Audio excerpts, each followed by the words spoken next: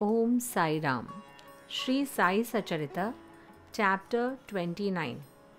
The stories of the Chennai Bhajani Mela, Tendulkar, father and son, Dr. Captain Hatte, Vaman Narvekar. The chapter describes some more of the interesting and wonderful stories of Sai Baba. The Chennai Bhajani Mela. It was in the year 1916 that a Madrasi Bhajan group started on a pilgrimage to the holy city of Banaras. The group consisted of a man, his wife, daughter, and sister in law. Unfortunately, their names are not mentioned. On their way, the group heard that there lived in Shirdi a great sage named Sai Baba who was very liberal. They heard that he distributed money every day to his devotees and to skillful persons who displayed their skill in front of him. A lot of money in the form of dakshina was collected daily by Sai Baba, and out of this amount, he gave 1 rupee daily to a 3-year-old girl, Amni, the daughter of the devotee Kandoji, 6 rupees to Jamli, Amni's mother, and rupees 10, 20, or even 50 to other devotees. Upon hearing all this, the party came to Shirdi and stayed there. The group sang very good bhajans, devotional songs, but inwardly they craved for money. 3 of the 4 people in the party were full of avarice. But the man's wife was a very different nature. She had great regard and love for Baba. Once it so happened that when the noon aarti was going on, Baba was so pleased with her faith and devotion, decided to give her a darshan of her beloved deity. To her, Baba appeared as Sri Rama. On seeing her beloved deity, she was greatly moved. Tears began to flow from her eyes, and she clapped her hands with joy. The people around her began to wonder about the cause of her sudden joyful mood, but were unable to guess it as its cause. Later in the afternoon, she disclosed everything to her husband. She told him how she saw Sri Rama in the place of Sai Baba. He thought that she was a very simple and devout, and her seeing Rama might be her hallucination. He made fun of her, saying that it might not be possible that she alone could see Rama, while everyone else saw Sai Baba. She did not resent this remark, as she was fortunate enough to receive similar visions when her mind was calm and composed and free from avarice. The wonderful vision. One night, the husband had a wonderful dream. He was in a big city, and the police there had arrested him, tied his hand with a rope, and put him in a cage. As the police were closing the door, he saw Sai Baba standing on the other side of the cage. On seeing Baba so close, he said in a plaintive tone, "Hearing your fame, I came to your feet, and why then should I befall any calamity when you are standing here in person?" Baba said, "You must suffer the consequences of your action." The man answered, "I have not done anything in this life which should bring such a misfortune to me." Baba said, "If not in this life, you must have committed some sin in your past life." He replied, "I do not know anything about my past life, but assuming that I did commit some sin, shouldn't it be burned and destroyed in your presence, just as dry grass is burned by fire?" Baba replied, "Have you such a faith?" "Yes," said the man. Baba then asked him to close his eyes. As soon as he shut his eyes, he heard the thumping sound of something falling, and upon opening his eyes, he saw that he was free and that the policeman had fallen down and was bleeding. Rather frightened, he began to look at Baba, who said, "Now you are truly caught. The officers will now come and arrest you." Then the man begged, "Baba, there is no other savior except you. Please save me somehow." Then Baba asked him to close his eyes again. He did so, and when he opened them, he saw that he was free, out of the cage, and that Baba was by his side. He then fell at Baba's feet. Baba asked him, "Is there any difference in this namaskara and your previous ones? Think about it carefully and reply." The man replied, "There is lot of difference. My former namaskaras were offered with the aim of getting money from you, but the present namaskara is one offered to you as God. Besides this, I formerly thought resentfully that you being a Muslim were ruining us Hindus." Baba then responded, "Do you not believe in Muslim gods?" The man replied, "No." Then Baba said, "Have you not a panja, the emblem of hand, in your house? And do you not worship the same in the tabut? There is also in your house another Muslim deity named Khad Bibi, whom you propitiate and appease in your marriages and other festivals. Is it not so?" The man admitted all. Baba said, "What more do you want?" Then the desire rose in the man's mind.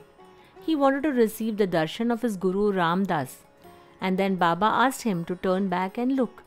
And when he turned, Ram Das was in front of him. As soon as he began to fall at his feet, Ram Das vanished. Then he inquisitively asked Baba, "You look old. Do you know your age?" Baba exclaimed, "What? You say I'm old? Just run a race with me and see." Saying this, Baba began to run, and he too followed. Baba disappeared in the dust raised by his own footsteps, and the man was then awakened from his sleep. After awakening, he began to think seriously about the vision. His attitude was completely changed, and he realized Baba's greatness. After this, his greedy and doubting vices disappeared, and true devotion to Baba's feet emerged in his mind. The vision was a mere dream, but the questions and the answers therein were very significant and interesting. The next morning, when all the devotees were assembled in the masjid at the Aarti, Baba gave the man a prasadam, sweets and 2 rupees from his pocket and blessed him.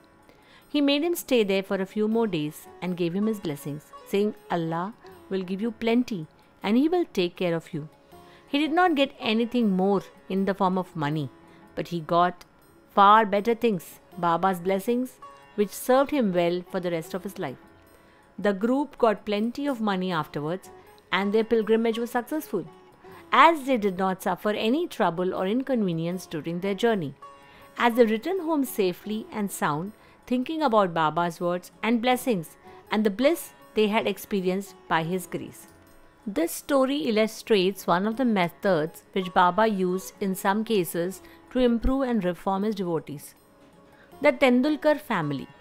The Tendulkar family lived in Bandra suburb of Mumbai. The entire family was devoted to Baba. Mrs. Savitribai Tendulkar wrote and published a Marathi book by the name Sri Sainath Bhajan Mala, which describes the Leelas of Baba. It is a book worth reading by those who are interested in Baba. The son Babu Tendulkar was studying hard day and night and wanted to appear for a medical examination, entrance examination. He consulted a few astrologers in this respect. Upon examining his horoscope, they told him that the stars were not favorable that year and that he should appear for the examination the next year, when he would certainly be successful. This cast gloom over him and made him anxious and restless. A few days after this, his mother went to Shirdi and met Baba. Among other things, she mentioned the gloomy and morose condition of her son, who was to be appearing for his examination in a few days. Hearing this, Baba said to her, "Tell your son to believe in me. Throw aside horoscopes, predictions of astrologers and palmists, and go home and tell him to do his studies. Let him appear for his examination with a calm mind. He is sure to pass this year. Ask him to trust me and not get disappointed." The mother returned home and communicated Baba's message to her son. Then he studied hard and in due course appeared for his examination. In the written papers he did very well, but being overwhelmed by doubt, he thought that he might not secure enough mark to pass. So he did not bother to appear for the verbal examination. But the examiner was very persistent. He sent a word through a fellow student stating that he had passed in the written examination and that he should appear for the verbal part. The son, being thus encouraged, appeared for the verbal examination and was successful in both. Thus he got through examination successfully that year by Baba's grace, though the stars were supposedly be aligned against him. It is to be noted here that doubts and difficulties surround us just to move us and confirm our faith.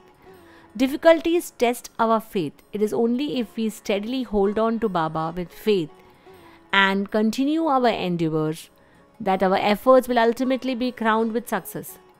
The father of this boy, Raghunath Rao, was working in a foreign mercantile firm in Bombay. As he grew old, he was not able to attend his work properly, so he had to take leave and rest. As he did not improve during the period of leave, a further extension of leave or retirement from service was inevitable. The manager of the firm decided to retire him on a pension as he was old and reliable employee.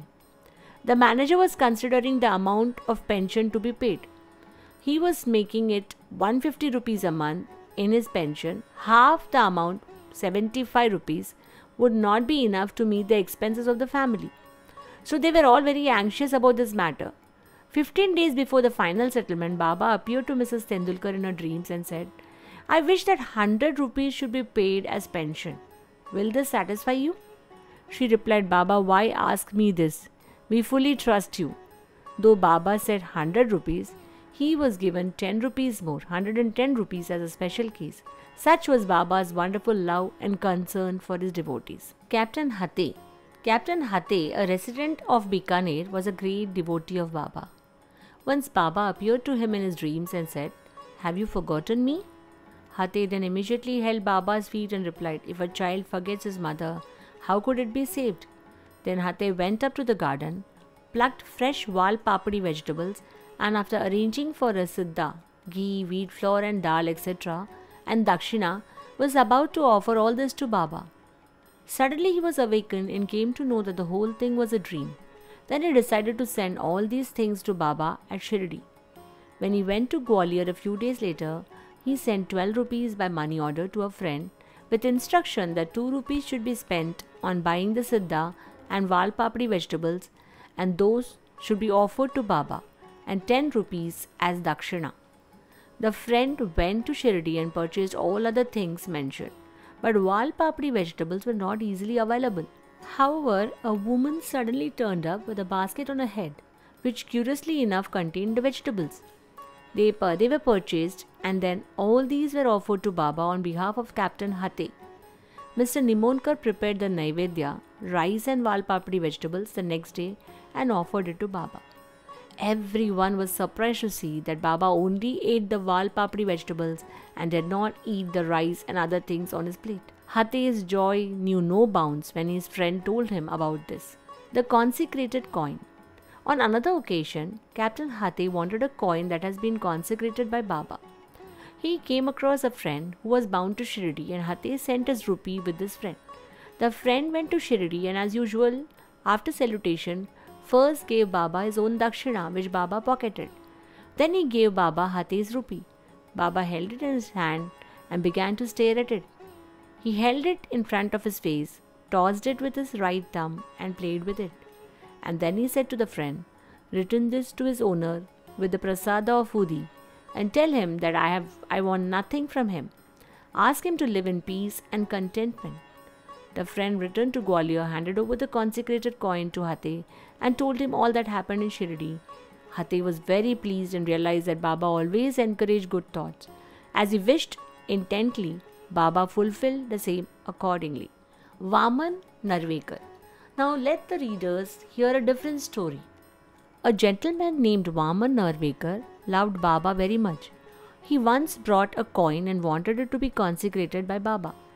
On one side of it, it was engraved the figures of Rama, Lakshmana and Sita, and on the other side was a figure of Maruti with folded hands. He offered it to Baba in the hope that he would get it consecrated by him, his touch, and will be returned with Udi. But Baba immediately pocketed it. Then Shama spoke to Baba regarding Vaman Rao's intention and requested him to return it. Then Baba said, "Why should it be returned? We shall keep it ourselves. If he gives me rupees 25 for it, it will be returned." Then for the sake of that rupee, Vaman Rao somehow found 25 rupees and placed it before Baba. Then Baba said, "The value of that rupee far exceeds rupees 25. Shama, take this rupee, this coin, and let us have it in our store. Keep this in your shrine and worship it." No one had the courage to ask Baba why he did this. Only Baba knows what is best and most suitable for everyone. Bow to Sri Sai. Peace be to all. Om Sai Ram.